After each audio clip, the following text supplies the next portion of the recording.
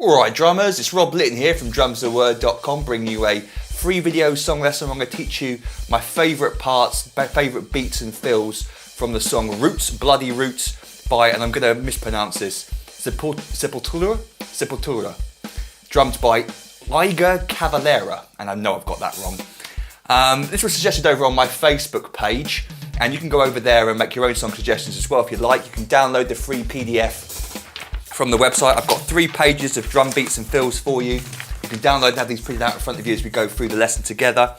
You'll find a link beneath this video. And mentioning Facebook a second ago, I'm almost up to, well I am now, over 10,000 followers on Facebook, so I'll be doing a big competition where I'll be giving a lifetime access to the website for free to one lucky winner. And then also today, on recording this video, it's Black Friday, so I thought why not join in with all the fun around the world and offer you 20% off everything on the website. So if you want to go to the website and use the coupon DRUMS20, one word, capital D, DRUMS20, I'll probably put it up here somewhere, then for 24 hours, 20% off everything on the website, including online membership. Anyway, enough advertising, let's get on with the lesson itself. So, tempo 120 BPM, we've got a little bit of double bass drumming in this. Actually, it's for a rocky song, for a bit of double bass drum stuff, it's nothing really complicated going on here. I would sort of level this at an intermediate kind of level, or even a beginner double bass drummer could have a go at this. So we start off with the first section that occurs 6 seconds into the song, basically it's the first groove. And we've got 4 bars, and the first 4 bars, 3 bars are identical. The 4th bar has a little drum fill turnaround at the end. But we start off with crash cymbal on beat 1, and we're playing on the open hi-hat, hence why we've got the little O's above the hi-hats that represents open hi-hats. Excuse me. And we've got this drum beat. 1 and a 2 and 3 and 4 E and. Notice that bass drum after the snare drum on beat 4 and the E of 4. 4 E and that bass drum on the of beat 1 just before beat 2. 1 and a 2. They fall in between the hi-hats. 1 and a 2 and 3 and 4 E and 1 and a 2 and 3 and 4 E and. The last drum beat, or bar sorry, is exactly the same but has a little drum fill at the end. 1 and a 2 and 3 and then we get 4 E and. Now Igor has loads and loads of toms. This band's famous for its tribal drumming, loads of effect drums going on all over the place. I'm only going to be using 3 toms for this because that kind of stuff doesn't really matter. So when you go to play this last note on the and the beat 4, play it on 2 of your lowest toms. I could play it here, but I'm going to play it on here. So we get the medium tom and the floor tom. That's going to be my high tom for this lesson. 1 and a 2 and 3 and 4 E and. 4 E and 1. Back to the beginning. So, let me just play us up to speed for you. 1 and a 2, let's get the tempo going first. 1, a 2 and 3 and 4 E and 1, a 2 and 3 and 4 E and 1, a 2 and 3 and 4 E and 1, a 2 and 3 and 4 E and 1. And let's hear it played properly, without the microphone, without the metronome, so you can hear just the drums. Here we go.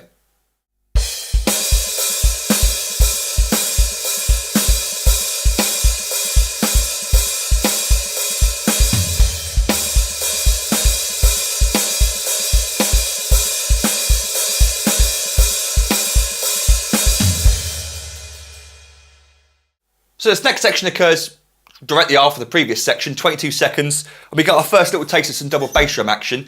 He's riding up here on the crash cymbal. You could use right cymbal if you wanted to, or open hi-hat. If you've got 2 crash cymbals, that's great because that means you're able to go accenting on the other crash cymbals we'll see later on, actually at the end of this example, the 4th bar. So we got, again, 3 bars identical, and the 4th bar has a little turnaround at the end. So the first bar, we got this double bass drum pattern. 1 E and. I play left-footed, so you'll be playing right, left, right. 1 E and 2. Then we get this bass drum in between the hi-hats on the of 2, giving us little push effects. 2 and then 3 and then 4 E and. That sneaky little snare drum, bass drum again falling on the E of beat 4. 1 E and 2, 3 and 4 E and 1 E and 2, 3 and 4 E and 1 E and 2, 3 and 4 E and 1 E and 2, 3 and 4 E and.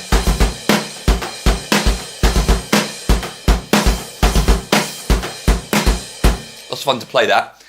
So then it goes on to the 4th bar. The first 3 bars are identical. The 4th bar though has, again, a very similar idea where we get, at the end of the bar, 4 E and. and. And I suggest you use a different crash cymbal for that. A china if you have it. If you've got lots of effect cymbals, great. You're going to find you're able to accent this song in lots of cool ways. But if you haven't, then just use a different crash or the ride cymbal or the open hi-hat. Just make sure these last two notes sound different somehow.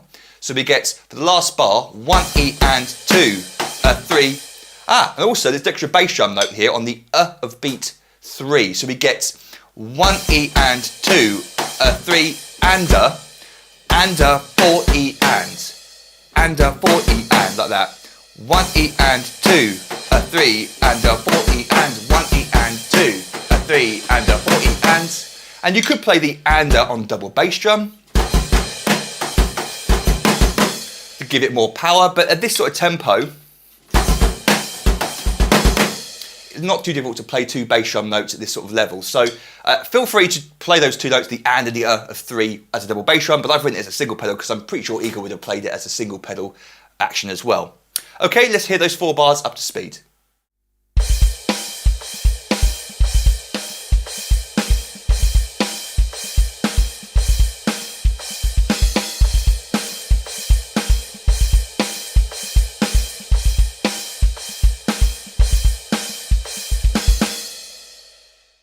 Okay, this next section occurs at 38 seconds, and I've written here, note a timbale or small tom, very small tom is used, a high pitched tom, but you can just play your highest tom instead. So there's the effects at the end of each of these bars where he's playing these tribal drum parts, or some sort of small tom or timbale, like I say. But I'm going to use the high tom, so if you're playing like a normal person, you have to come up to your high tom. You can play it as left, left, or right, right, but these notes he plays, they stand out very solidly, so I think he's playing it as single strokes. And also, for the first bar, we come in with a crash cymbal, and then because he was either playing an open hi-hat in the previous section or double bass drum, his hi-hat is open when he goes back to it. So we get this open hi-hat note on the and of beat 1, 1 and 2, which then closes on beat 2. But notice the bass drum is on the of beat 1, in between where the hi-hat opens and closes. 1 and 2 and 3 and, then 4 E and That's our timbale effect. And up here. 4 E and Now I think if I remember correctly from transcribing it yesterday, on the recording, you can still hear the hi-hat going over the top. So I think these timbale parts were added overdubbed on the recording. But when you see him play it live, which I did check out, he does include these parts. So he is breaking up the hi-hat, but on the recording you might hear the hi-hat going all the way through. Just a little point.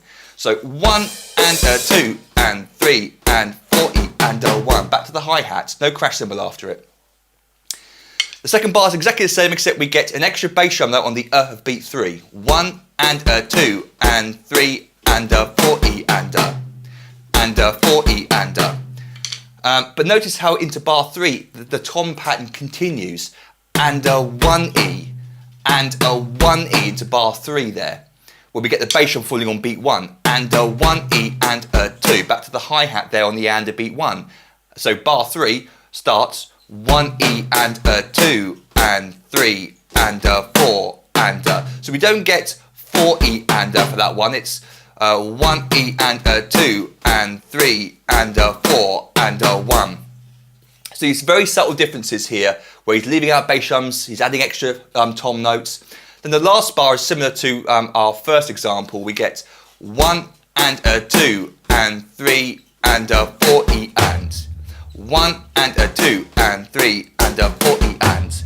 Two lowest toms again, give that some power. So let's just play those 4 bars slowly, because I think the version I'm about to show you is played up to speed. I missed those little subtleties. Explaining it to you now, I spotted them. There's no bass drum on the E of 4 for bar 3, for example. The first bar doesn't have and on the bass drum on the and of 3. So I might have played it slightly, or improvised it slightly differently to what I've written. So I'll play it for you properly now. But of course, when you're playing onto a song, it doesn't matter this kind of stuff. You can improvise, you can take bits in, leave bits out. No one's going to notice, unless they're crucial to the song, which these parts aren't. So, 1 and 2 and 3 and 4 E and 1 and 2 and 3 and 4 E and 1 E and 2 and 3 and 4 and 1 and 2 and 3 and 4 E and. And let's try it up to speed. 1, 2, 3, 4. 1, 2 and 3 and 4 E and 1, 2 and 3 and 4 E and 1 E and 2 and 3 and 4 and 1, And now let's hear it nicely without the microphone on, but again, forgive me, I think I might have missed out some of those little subtleties there. I put extra notes in, but you can read along and tell me how I did. Here we go.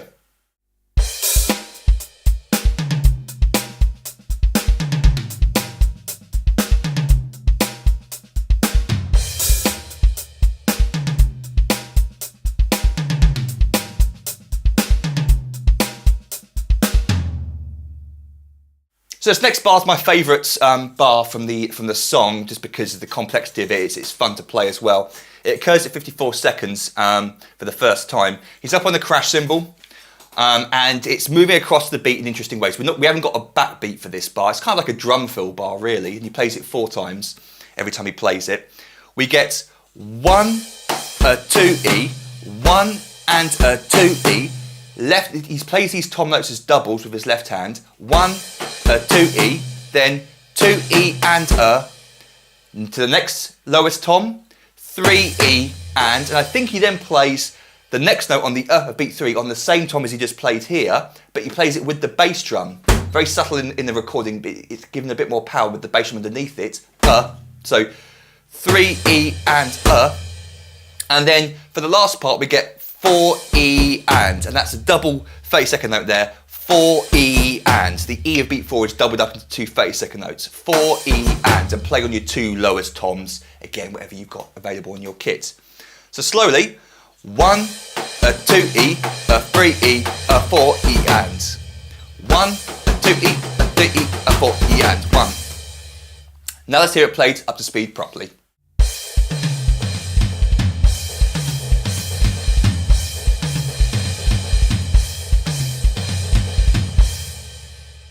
This next drum beat occurs at 1 minute 35. It only really happens once in the song, so I thought I'd include it. He's up on the crash cymbal again. First bar, 1, a 2 and 3 and 4E and that's the new bit there. It's the snare drum at the end that caught my ear. 4E and a 1, 4E and a 1. Into the second bar, which is identical except the end of it. 1, a 2 and 3 and 4. And then to your lowest tom, doesn't really matter, they could be up on the second lowest tom. And he plays 4 30-second notes and a 1 and a 1. 4 notes into the crash cymbal. So we get 1, a 2 and 3 and 4E. A 1, a 2 and 3 and 4 and 1, a 2 and 3 and 4E and a 1, a 2 and 3 and 4 and 1. And now without the microphone on.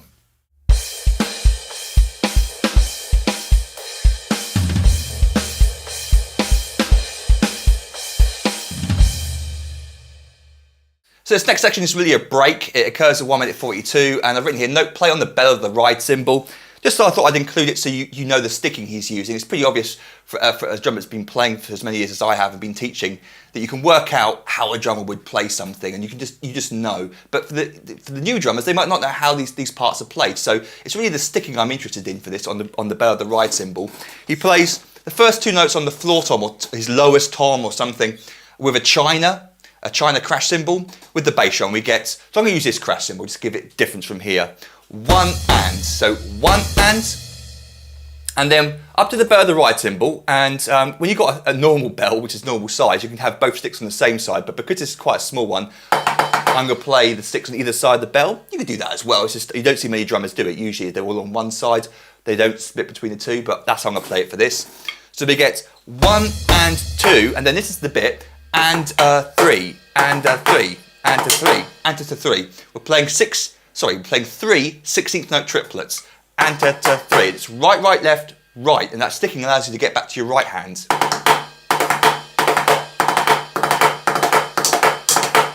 You don't lose the leading hand then. So you get 1 and 2, sorry, I'm going to do that a few times, I'm going to hit the nut instead. 1 and 2 and a 3E and a 4E and. The rest of that bar is easy. 3E and a 4E and. 1 and 2 and a 3E and a 4E and. 1 and 2 and a 3E and a 4E and. And again up to speed.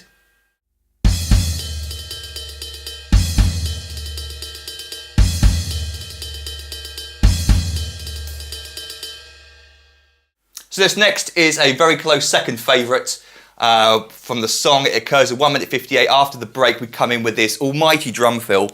And it's really hard to hear on the recording exactly what toms he's playing here.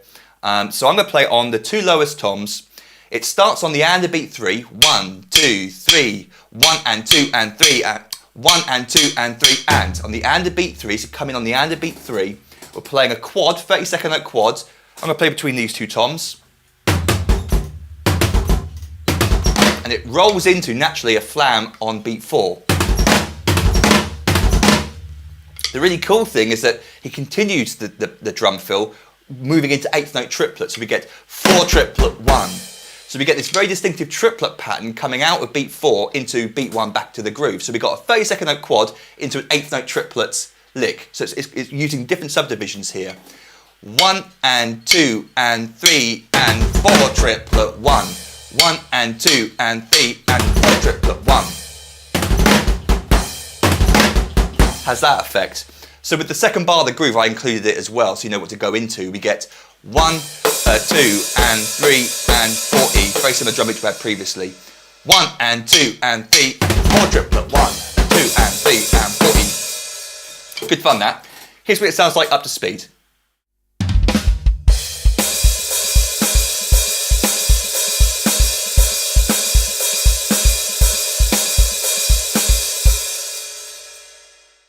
Okay, so for the full-on metal part of the song, it occurs at 2:23, we go to full double bass drum mode, and he's just playing 16th notes, single strokes on the bass drum, and keeping it very simple up here. So we're playing quarter notes on the crash cymbal, snare drum backbeat on beat 2, but on beat 4, he moves to 2 different effect cymbals. So beat 4 is not a backbeat snare drum, it's 2 crash cymbals, or a china and a crash, or basically just make it sound different. So we get this. 1 E and a 2 E and a 3 E and a 4 and 1 E and a 2 E and a 3 E and a 4. 4, 4. However you want to accent it, make sure it sounds different.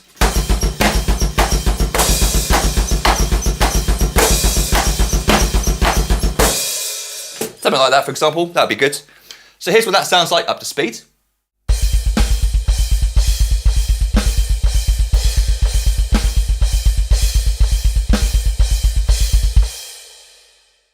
So on to page 3 of the free PDF. We got the next section occurs at 2:40.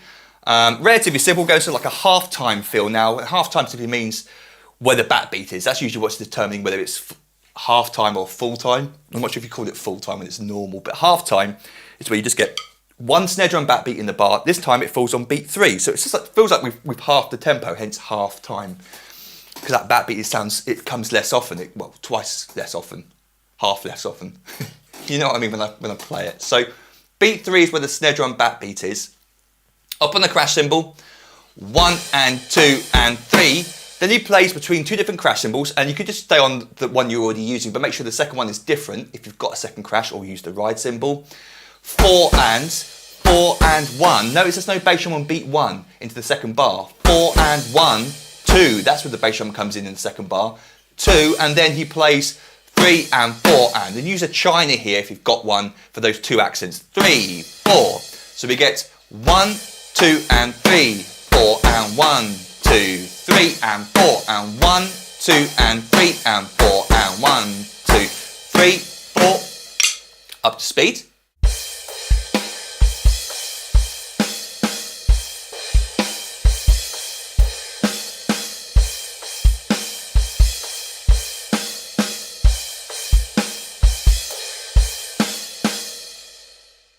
And then finally, we've got the outro groove, which first occurs at 3:12. Very, very simple again. Another half-time fill. Again, the snare drum backbeat is on beat 3. We get 1 and 2 and 3. 4 bass drums. You can play them double pedal, but it's so slow, not so slow, but it's slow enough that 1 pedal will be just fine. 1 and 2 and 3. And then 2 china effects, or splash and china, or whatever you want. In this case, I'm going to use 2 different, this same crash and a different crash to give it some difference in sound. 1 and 2 and 3, 4. Same idea as before then, so nothing on the bass drum on beat 4 there, which is interesting. 1 and 2 and 3. I'd be very tempted to play a bass drum there, but he doesn't. 1 and 2 and 3, 4. 1 and 2 and 3, crash. So let's finally hear that up to speed.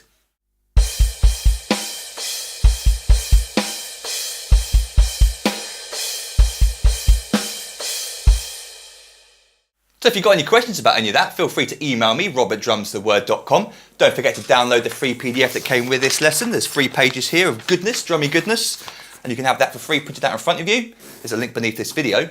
And then also check out my Facebook page. Again, just let me mention it briefly. We're up to 10,000 followers now. I'm going to do a big competition, and I want you to be able to join in that. So come along to Facebook and like the page, and next week is when I'll be announcing that.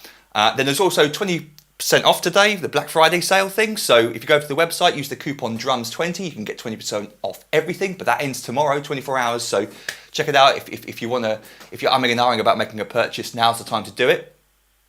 And then what was I going to say? Yes, of course. You might also want to consider signing up to my website, drumstheword.com, which is what I do all of this for. It's for my members on the website, and what I currently offer for $97 is a full year's online access to the website, where you get access to every single full video song lesson I've ever recorded. That's over 300 famous and popular songs. Unlike this lesson, where I just teach you my favourite bits, the main parts, in these full song lessons, I teach you every single note from start to finish, every single bar. I go through each of the bars with you, and you get the full PDF drum chart for the song. And like I said, I've got over 300 famous and popular songs now, including heavy songs like this.